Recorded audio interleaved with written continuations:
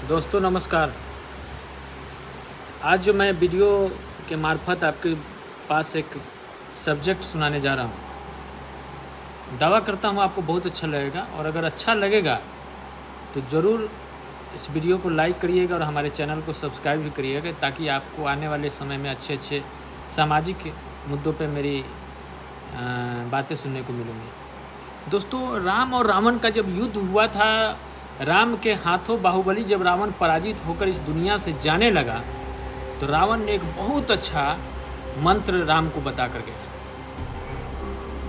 रावण ने राम से कहा कि राम, मैं लंकेश हूँ, मैं दशानन हूँ, शक्ति तुम में भी है, शक्तिशाली मैं भी था, भक्ति तुम भी करते थे, और मेरी तो शिव भक्ति किसी से छुपी नहीं है, और मेरे तो मुट्ठी में शिव शंकर, कांख में शनि और पैरों के नीचे नवग्रह, और यमराज तो मेरे आदेश पे चलने वाले। उसके बावजूद, सारे संसाधन के बावजूद मैं ये युद्ध तुम्हारे हाथों लड़ा और पराजित हो।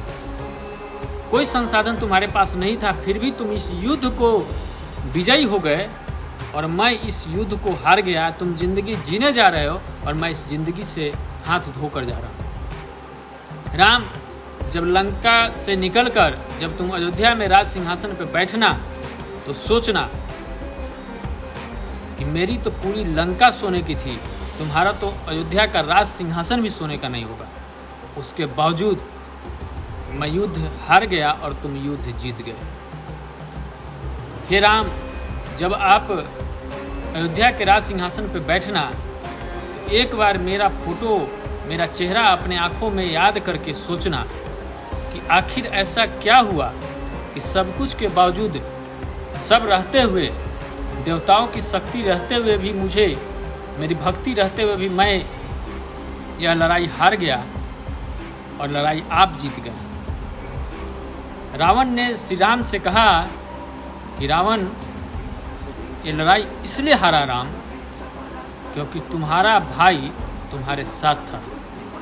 तुम्हारा भाई तुम्हारे साथ था और मेरा भाई भी तुम्हारे साथ था। हे राम, एक बार सोच के देखना कि अगर मेरा भाई भी मेरे साथ होता और तुम्हारा भाई भी मेरे साथ होता, तो ये युद्ध कौन जीतता, राम या रावण? दोस्तों, रावण ने मरते मरते दुनिया को एक मंत्र दिया कि परिवार में, समाज में कितना भी हो, लेकिन जब किसी बाहरी विपदा से लड़ना पड़े तो भाइयों को एकजुट होना चाहिए, और भाई भाई का प्रेम हमेशा इस दुनिया में अमर माना गया है। भाई से बैरी और भाई जैसा प्रेम, भाई की हमेशा उदाहरण दी जाती है, विभीषण की भी और लक्ष्मण की भी।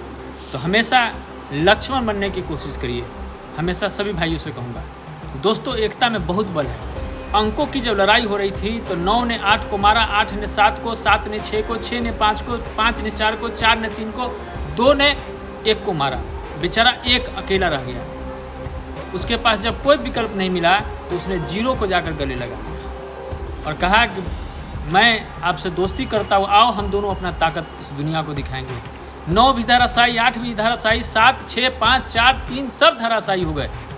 लेकिन एक जब 0 से गले लगा तो 10 हो गया, और 9, 8 सबको अपना वजूद बचाने के लिए फिर एक के साथ आना पड़ा। दोस्तों, कहने का मतलब ये है, एकता में बल है। परिवार में हमेशा यूनिटी बना कर रखिए, समाज में यूनिटी बना कर रखिए, राज्य में यूनिटी बनी रहेगी, देश में यूनिटी बनी रहेगी। हम बाहरी शक्तियों से भी लड़ सकते हैं, और हमेशा देश का, राज्य का, आपके जिला का, आपके गांव का, आपके परिवार का नाम ऊंचा रहेगा। मेरी वीडियो में अगर कहीं भी बात आपको अच्छी लगी हो तो ज़रूर लाइक कीजिएगा और हमारे चैनल को सब्सक्राइब कीजिएगा। मैं अभिनेता और गायक राज रंजीत, बहुत बहुत धन्यवाद।